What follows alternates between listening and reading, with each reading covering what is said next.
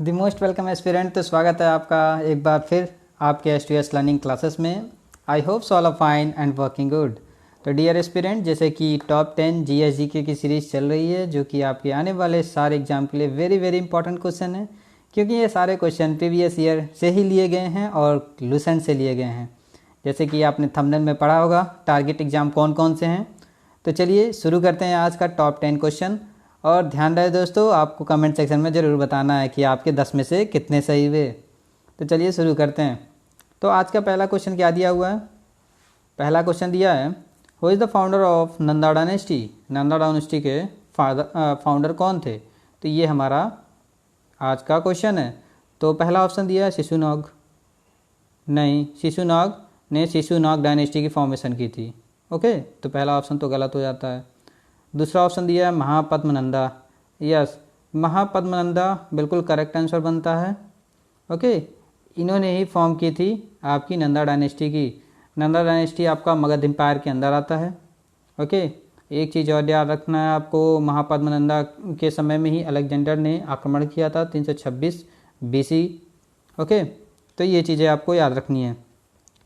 Next option दिया था आपका चंद्रगुप्त मौर्य। तो इन्होंने तो मौर्य साम्राज्य की स्थापना की थी। बृहद्रथ आपको बृहद्रथ के बारे में याद रखना है, इन्होंने हर्यंका डायनेस्टी की फॉर्मेशन की थी। ठीक है, इन्हें फाउंडर ऑफ हर्यंका डायनेस्टी के नाम से जाना जाता है।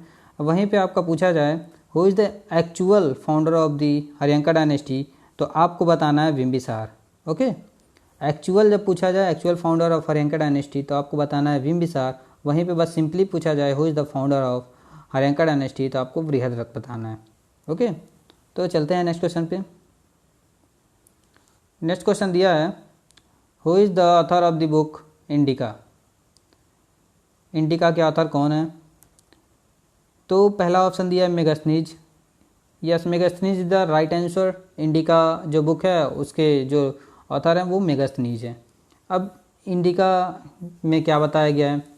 तो इंडिका में आपको मिलेगा कि मेगास्थनीज ने बताया है कि कैसे कैसे मौर्य साम्राज्य का राइज हुआ, कैसे after defeating the Nandas, Chandragupta Maurya ने चाणक्य की मदद से उन्होंने कैसे नंदा डायनेस्टी के जो राजा था महापद्मनंदा, उसको हरा के अपना ये साम्राज्य का स्थापना किया।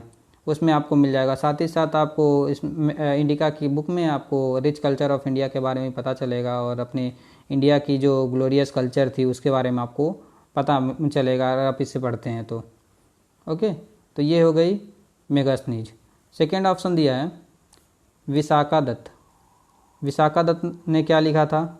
विशाखा दत्त ने एक बुक लिखा था जिसका नाम था मुद्र राक्षस। तो ये आपको याद रखना है मुद्र राक्षस के बारे में। ओके, नेक्स्ट ऑप्शन दिया है कल्हण। कल्हड़ जिसे कहते हैं, तो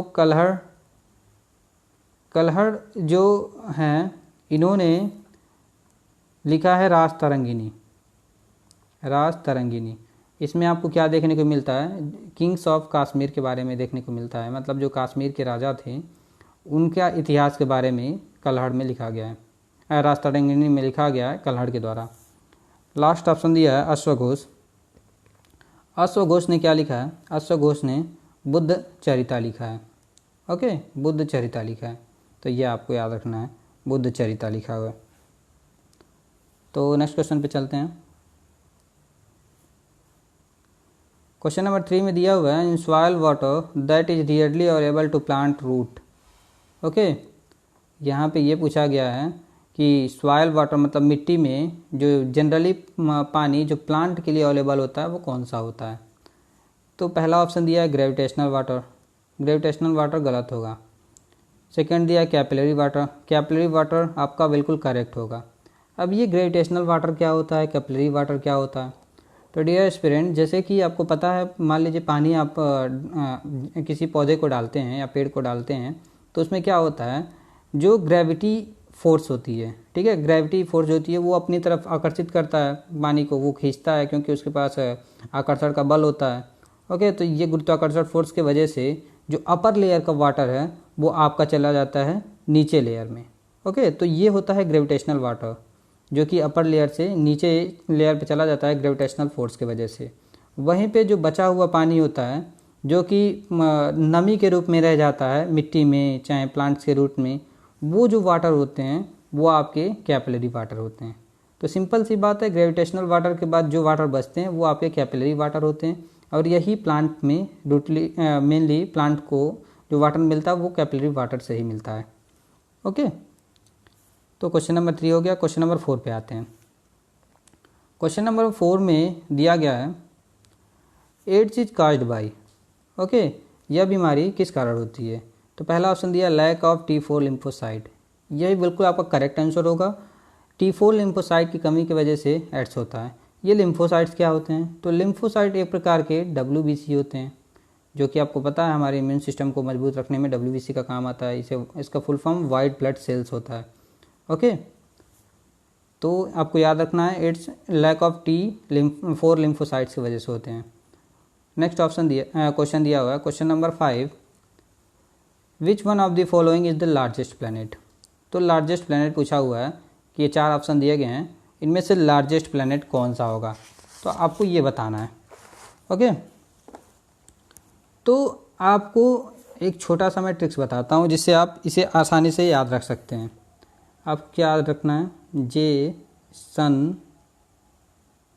जेसन EVMM, तो ये आपको याद रखना है।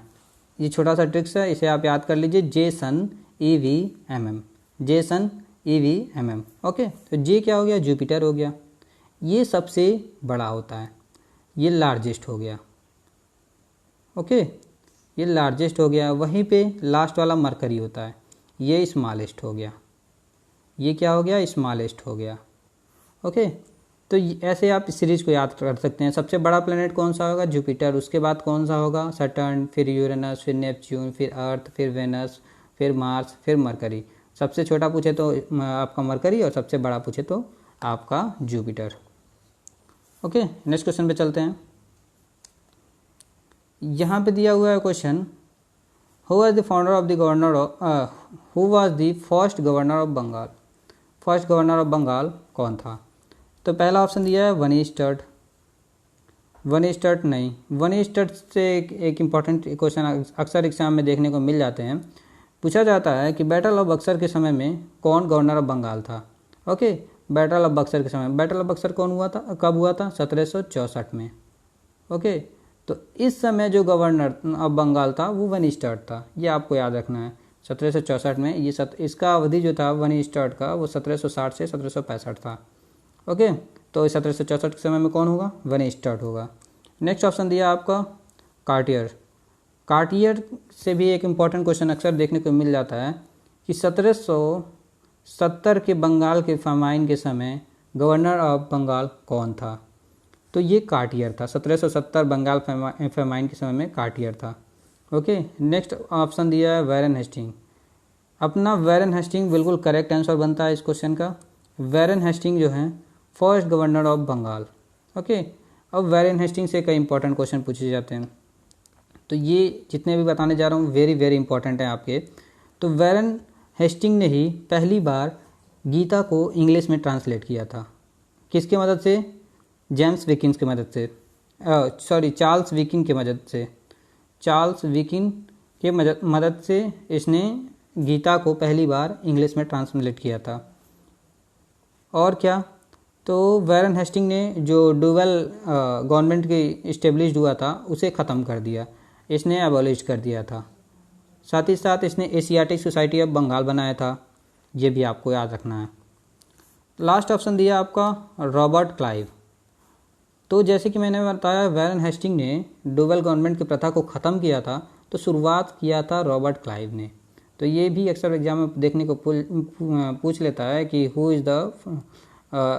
Who established the dual government system, तो ये हो जाता है रॉबर्ट क्लाइव।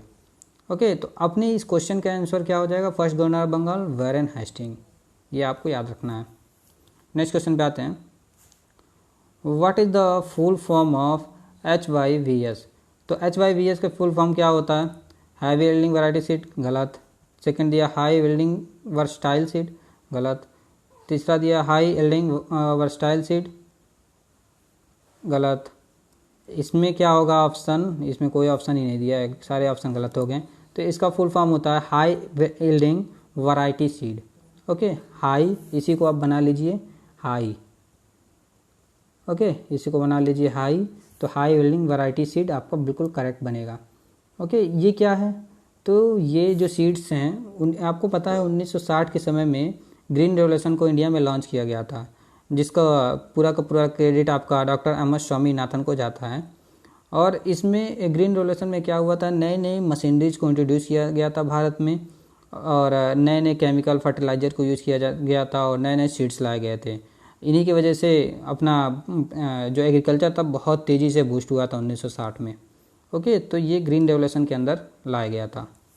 नेक्स्ट क्वेश्चन है why the black board seems black. Black board आपका काले क्यों दिखते हैं, इसका क्या रीज़न है। तो पहला ऑप्शन दिया है रिफ्लेक्ट एवरी कलर, नहीं, ये गलत है। ओके, और उसके बाद सेकंड ऑप्शन दिया है does not reflect any colour, does not reflect any colour, yes बिल्कुल करेक्ट बनता है, does not reflect any colour, ये आपका करेक्ट आंसर बनेगा। तो ब्लैक बोर्ड ब्लैक आपका क्यों दिखता है, क्योंकि ये किसी भी कलर को रिफ्लेक्ट नहीं करता है।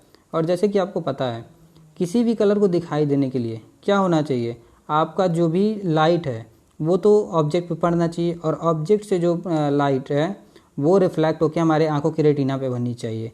अगर हमारी आंखों की रेटिना पे वो लाइट रिफ्लेक्ट होकर आती है तो वो हमें कलर दिखाई देगा। ओके, तो ये होता है कॉन्सेप्ट, इसीलिए। और ये ब्लैक बोर्ड के साथ क्या होता है, जब ब्लैक कलर होता है ना तो ये सारे ही लाइट को ऑब्जर्व कर लेता है, और ऑब्जर्व करने के बाद मतलब कोई भी लाइट रिफ्लेक्ट नहीं हुई, कोई लाइट रिफ्लेक्ट नहीं हुई तो इसका मतलब हमारे आंखों की रेटिना पे कोई भी इमेज नहीं बनेगा। तो इसीलिए ब्लैक बोर्ड हमें काला दिखाई देता है।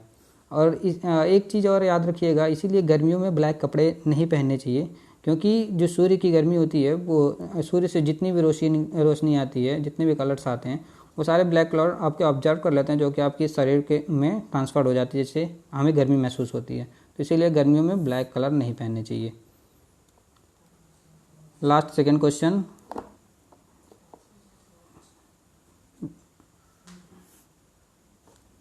Which of the following is the unit of radio activity.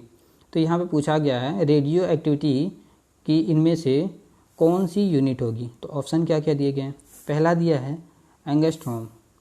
Angstrom तो गलत, क्योंकि ये तो एक प्रकार का आपका मेजरमेंट का यूनिट होता है। जैसे कि 1 एंगस्ट्रॉम में क्या होता है 10⁻⁻10 मीटर होता है। वही कैंडेला दिया है, कैंडेला आपके क्या होता है, ये तो लुमिनस इंटेंसिटी की यूनिट होती है, तो ये तो गलत हो जाएगा। फर्मी दिया है, फर्मी भी 1 फर्मी इजकल टू 10⁻⁻15 मीटर होता है। लास्ट दिया है क्यूरी, क्यूरी आपका करेक्ट आंसर है। रेडियो एक्टिविटी की यूनिट क्या होती है, क्यूरी होती है। लास्ट क्वेश्चन पे चलते हैं। लास्ट क्वेश्चन दिया है a computer hardware which can store very large amount of datas is called. मतलब कि ऐसा कंप्यूटर हार्डवेयर इसमें से कौन सा है जो कि ढेर सारा डाटा आपका स्टोर कर सकता है। तो पहला ऑप्शन दिया है magnetic disk, yes magnetic tape, बिल्कुल सही है। सेकंड दिया है डिस्क, तो ये दोनों ऑप्शन करेक्ट बनते हैं, ए एंड बी, ठीक है। तो ये मैग्नेटिक टेप और डिस्क दोनों ही आपके लार्ज डाटा स्टोर करने के लिए यूज किए जाते हैं। तो दोस्तों इस तरह से आज का टॉप 10 क्वेश्चन ख़त्म होता है। फिर मिलते हैं आपसे नए वीडियो में नेक्स्ट नए टॉप 10 क्वेश्चन के साथ। दोस्तों इसी तरह वीडियो में बने रहिए, चैनल को ज़्यादा से ज़्यादा सब्सक्राइब कीजिए और ज़्यादा से ज़्यादा दोस्तों से शेयर कीजिए, और हाँ लाइक ज़रूर कीजिएगा। फिर मिलते हैं नेक्स्ट वीडियो में, थैंक यू।